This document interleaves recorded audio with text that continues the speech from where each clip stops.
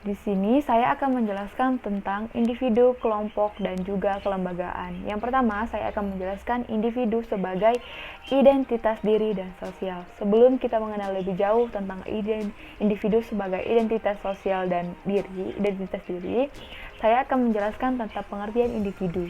Individu berasal dari bahasa Yunani individuum yang artinya tidak terbagi. Namun ada juga pembahasan tentang individu. Individu adalah subjek yang mempunyai pikiran, kehendak, dan juga bisa menafsirkan gejala sosial yang ada di dalam masyarakat. Individu mempunyai identitas-identitas tertentu, sehingga identitas tersebut melekat pada individu tersebut, seperti terlahir sebagai perempuan ataupun laki-laki, mempunyai kulit hitam ataupun putih, dan juga postur tubuh yang berbeda. Kemudian saya akan menjelaskan tentang identitas sosial. Ada beberapa ahli yang menjelaskan tentang pengertian identitas sosial. Yang pertama, identitas sosial yang dijelaskan oleh Cooper, dia menjelaskan bahwa identitas sosial adalah definisi diri seorang yang berhubungan dengan orang lain ataupun anggota sosial dalam kelompok sosial. Yang kedua, identitas sosial dijelaskan oleh Suyanto Usman. Dia menjelaskan bahwa identitas sosial adalah penjelasan karakteristik sikap dan tindakan suatu kelompok sosial.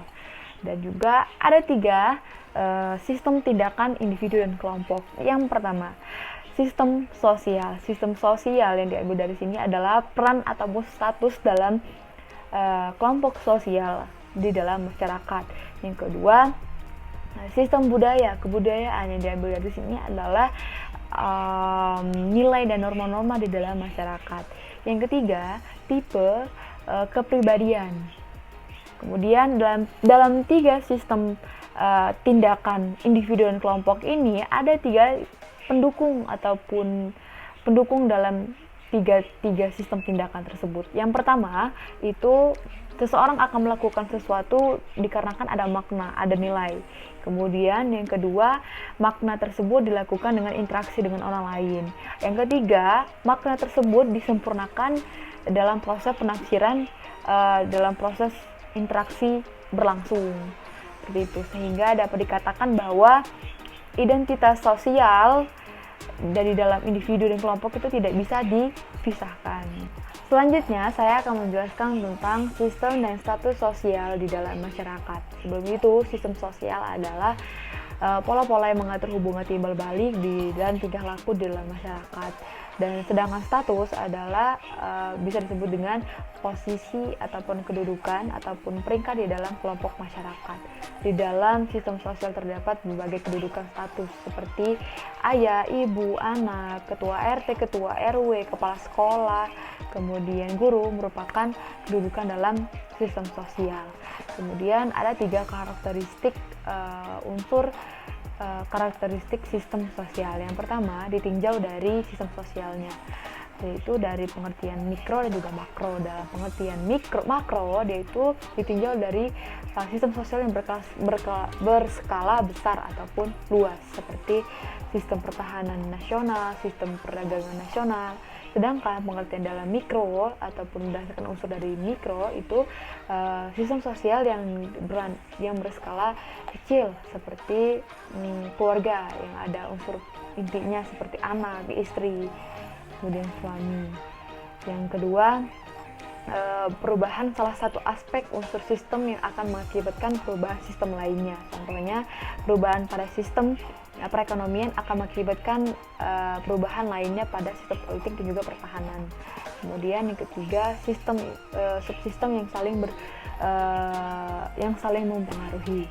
Selanjutnya, ada 3 cara individu untuk mendapatkan status. Yang pertama, akskrip status itu adalah kedudukan yang didapatkan secara otomatis ataupun tanpa usaha, seperti jenis kelamin, keturunan, gelar bangsawan.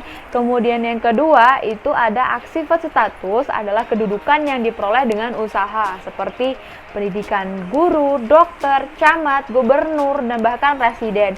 Yang kemudian yang ketiga, ada aksignet status, adalah kombinasi atau perpaduan dari kedudukan yang diperoleh secara otomatis dan juga kedudukan dilakukan dengan usaha seperti pahlawan, gelar mahasiswa terbaik, gelar pelajar teladan, seperti itu.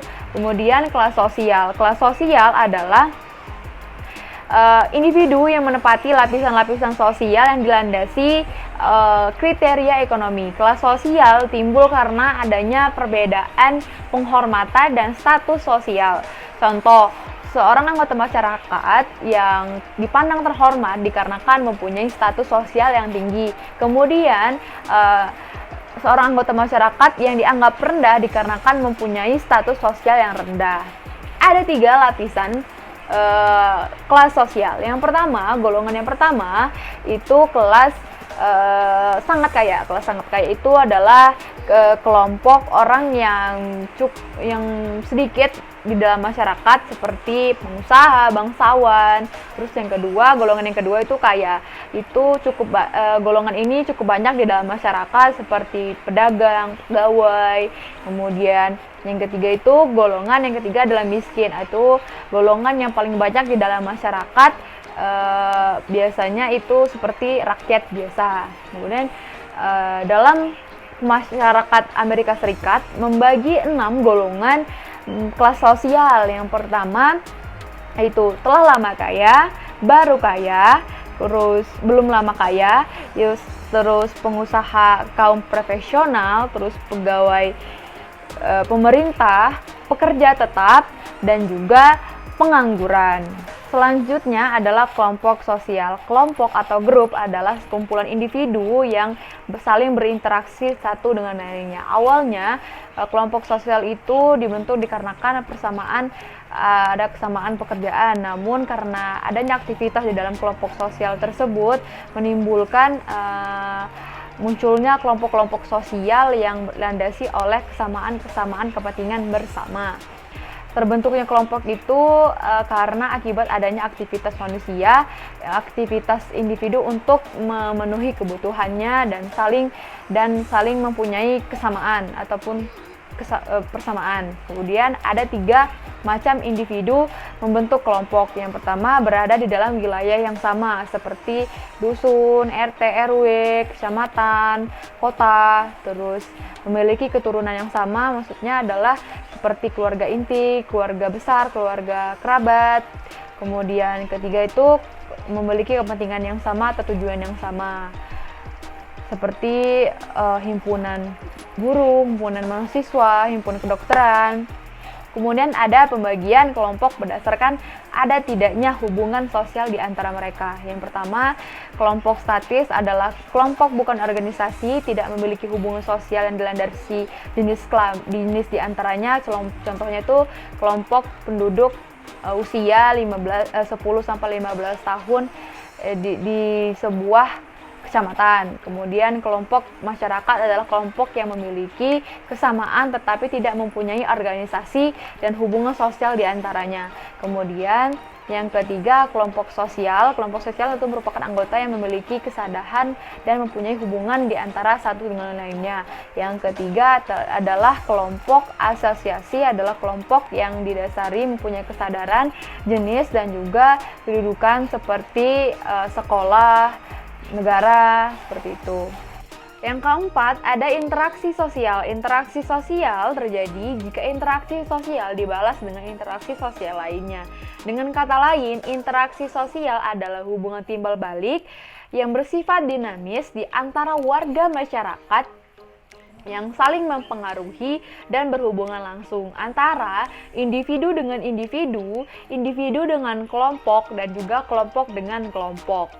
Dapat dikatakan interaksi sosial jika terjadi ada 2 orang atau lebih, terjadi kontak sosial, terjadi komunikasi, terjadi aksi reaksi dan aksi komunikasi, terjadinya hubungan timbal balik, dan saling mempengaruhi. Simmel mengatakan ada 2 hal interaksi sosial. Yang pertama, menurut bentuk. Menurut bentuk adalah subordinasi dan subordinasi. Yang kedua, pertukaran adalah bahwa jumlah nilai ataupun aspek pihak berinteraksi lebih besar setelahnya dan daripada sebelumnya yang melibatkan untung dan rugi. Kemudian ada konflik. teori yang memandang bahwa perubahan sosial terjadi melalui proses penyelesaian perubahan, melainkan terjadi akibat adanya konflik yang menghasilkan kompromi yang berbeda. Yang keempat, gaya bentuk relasi sosial yang memungkinkan orang menyesuaikan diri dengan keinginan kelompok ataupun meniru. Yang kedua, menurut tipe. Orang asing, Simmel memandang keasingan merupakan interaksi sosial. Yang kedua, pengelana ataupun orang yang berpindah-pindah ataupun melakukan perjalanan ke satu tempat ke tempat lainnya. Yang ketiga, bangsawan ataupun pengertiannya kelas sosial yang berada tertinggi di masyarakat pramodern. Kemudian orang miskin ataupun orang keluarga atau masyarakat yang sudah mempunyai pekerjaan namun tidak cukup untuk memenuhi kebutuhannya sehari-hari. Interaksi sosial sebagai proses sosial utama mempunyai dua bentuk. Yang pertama, interaksi asosiatif dan juga interaksi disosiatif. Interaksi asosiatif adalah interaksi yang bersifat menguatkan ikatan sosial yang bersifat positif. Di dalam interaksi asosiatif ada bentuk-bentuknya lagi. Yang pertama, kerjasama, asimilasi, dan akomodasi. Kerjasama adalah bekerja atau aktivitas bersama-sama yang pada umumnya dilakukan untuk memudahkan kepentingan tujuan bersama. Yang akomodasi, berbagai macam perjanjian kerja atau individu kelompok yang saling bersaing dan bahkan menimbulkan konflik. Kemudian asimilasi itu pencampuran yang harmonis, pembaharuan, perpaduan, penerimaan. Kemudian di dalam interaksi disosiatif adalah interaksi yang merusak ikatan sosial ataupun negatif seperti persaingan, konflik, kontroversi. Persaingan adalah bentuk interaksi sosial universal yang karena hampir ditemukan di semua masyarakat di berbagai kelompok sosial seperti persaingan pendidikan, persaingan kekayaan, dan juga persaingan kekuasaan. Yang kedua itu ada konflik.